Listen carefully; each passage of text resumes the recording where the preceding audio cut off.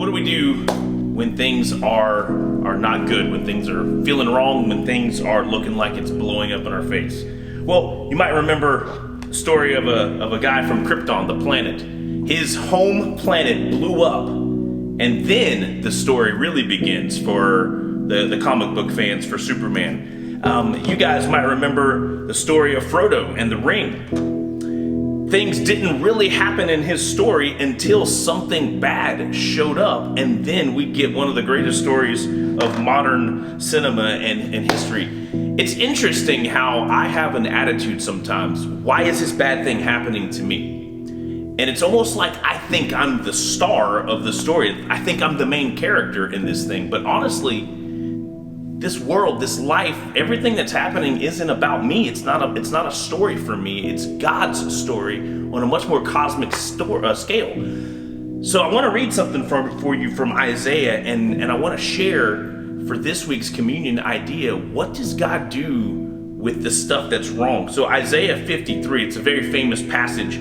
Isaiah tells us what God plans to do with evil in the story.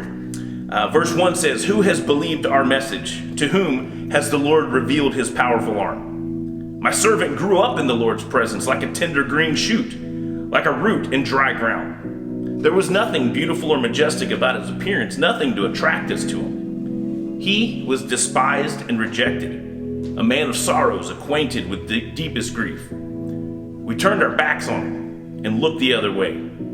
He was despised and we did not care. Yet it was our weaknesses he carried.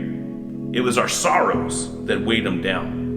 We thought his troubles were a punishment from God, a punishment for his own sins. But he was pierced for our rebellion, crushed for our sin. He was beaten so we could be whole. He was whipped so we could be healed. All of us like sheep have strayed away. We have left God's paths to follow our own. Yet the Lord laid on him the sins of us all."